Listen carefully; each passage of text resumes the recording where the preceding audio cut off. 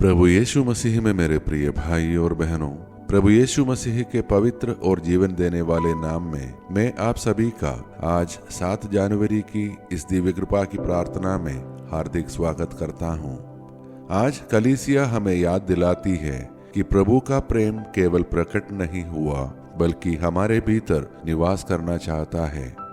आज का वचन हमें विश्वास की गहराई तक ले जाता है। यह हमें बताता है कि मसीही जीवन डर में जीने का नाम नहीं बल्कि प्रेम में स्थिर रहने का बुलावा है। आज के समय में जहां भय, असुरक्षा, भविष्य की चिंता और संबंधों की टूटन हमारे जीवन को घेर लेती है, प्रभु हमें यह सुसमाचार सुनाते हैं। पूर्ण प्रेम भय को दूर करता है। मैं उन सभी का हृदय से धन्यवाद करता हूँ जो इस प्रार्थना में नियमित रूप से जुड़े रहते हैं, प्रभु की कृपा को अपने जीवन में अनुभव करते हैं और इस प्रार्थना को दूसरों तक पहुंचाकर अनेक जीवनों में शांति और आशा का कारण बनते हैं। ईश्वर आप सभी को इसके लिए भरपूर आशीष दे। आज हम यह प्रार्थना करते हैं कि प्रभु का प्रेम हमारे भीतर इतना गहरा उतरे कि हर भय, हर असुरक्षा और हर घाव चंगा हो जाए। आज का वचन सुनने से पहले आइए कुछ क्षणों के लिए अपने हृदय को शांत करें। आज प्रभु यीशु किसी भीड़ को नहीं बल्कि हमें व्यक्तिगत रूप से संबोधित करना चाहते हैं। यह संदेश डांट का नहीं, आदेश का नहीं बल्कि प्रेम और आश्वासन का संदेश है। आइए अपने भीतर के हर भय, हर प्रश्न और हर बोझ को उनके चरणों में रख दें और सुने जब स्वयं यीशु हमसे बोलते हैं। मेरे प्रिय बच्चे, मैं तुम्हारे हृदय को देखता हूँ। मैं जानता हूँ कि तुम कितनी बातें भीतर ही भीतर छिपाए हुए हो। वे डर जिन्हें तुम किसी से कहते नहीं, वे चिंताएं जो रात में तुम्हारी नींद छीन लेती है। मैं तुम्हें यह नहीं कहता कि डर आना गलत है। मैं तुम्हें यह कहता हूँ, मेरे प्रेम में बने रहो। जब तुम मेरे प्रेम में रहते हो तो डर तुम्हें नियंत्रित नहीं कर सकता। तुम्हारे अतीत की गलतियां तुम्हारा भविष्य तय नहीं करती। तुम्हारी कमजोरियां मेरे प्रेम को कम नहीं करती। मैं चाहता हूं कि तुम खुद को मेरी आंखों से देखो। तुम दोषी नहीं, तुम अस्वीकार नहीं, तुम छोड़े हुए नहीं हो। तुम मेरे प्रेम में सुरक्षित हो। जब तुम दूसरों से प्रेम करते हो तब तुम मेरे हृदय को संसार के सामने प्रकट करते हो। डरो मत, मेरे प्रेम में स्थिर रहो। मैं तुम्हारे साथ हूँ। तुम्हारा प्रभु यीशु। मेरे प्रिय भाई और बहनों, आज का हमारा मनन का वचन संत योहन का पहला पत्र से है, अध्याय 4 पद संख्या 11 से 18। हे प्रियजनों, यदि परमेश्वर ने हमसे ऐसा प्रेम किया तो हमें भी एक दूसरे से प्रेम करना चाहिए। परमेश्वर प्रेम है और जो प्रेम में बना रहता है वह परमेश्वर में बना रहता है। पूर्ण प्रेम भय को दूर करता है। प्रिय भाई और बहनों, आज हम उस वचन पर मनन करने जा रहे हैं जो केवल सुनने के लिए नहीं बल्कि जीने के लिए दिया गया है।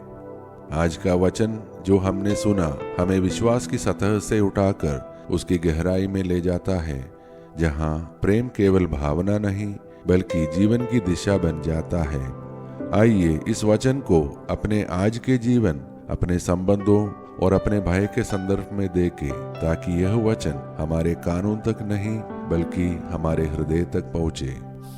प्रेम का उत्तर प्रेम। योहन हमें सिखाते हैं कि परमेश्वर के प्रेम का एकमात्र सच्चा उत्तर प्रेम ही है।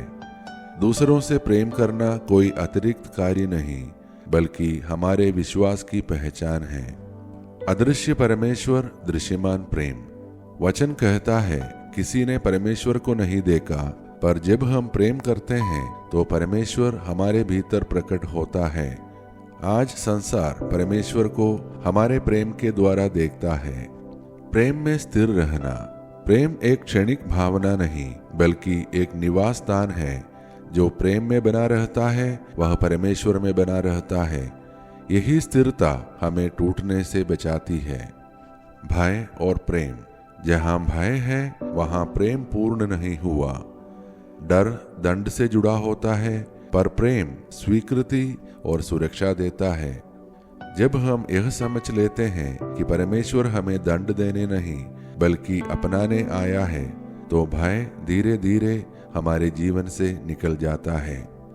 तो अब आइए मेरे प्रिय भाई और बहनों, हम सब परमेश्वर के प्रेम में बने रहें और अपने आप को उस प्रेम में समर्पित करें और मिलकर प्रार्थना करें। हे सर्वशक्तिमान और प्रेममय परमेश्वर, आज हम तेरे सामने खुले और सच्चे हृदय लेकर आते हैं। हम तुझे धन्यवाद देते हैं उस प्रेम के लिए जो तूने हमें यीशु मसीह में दिया, एक ऐसा प्रेम जो शर्तों पर नहीं बल्कि कृपा पर आधारित है।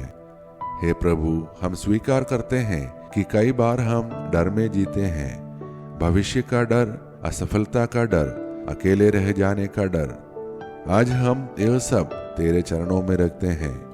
हमारे हर भय को अपने प्रेम से छू, हर घाव को चंगा कर और हर टूटे हुए हिस्से को नया बना।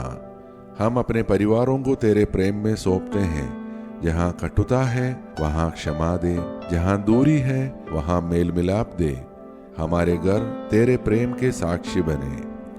हम अपने बच्चों और युवाओं के लिए प्रार्थना करते हैं। उन्हें यह जानने दे कि उनका मूल्य दुनिया की स्वीकृति से नहीं बल्कि तेरे प्रेम से आता है। उन्हें हर गलत पहचान और झूठे आकर्षण से बचा। हम बीमारों, मानसिक तनाव में रहने वालों, अकेलेपन या अवसाद से जूझ रहे लोगों के लिए प्रार्थना करते हैं। तेरे प्रेम की गर्माहट उनके जीवन में शांति बनकर उतरे।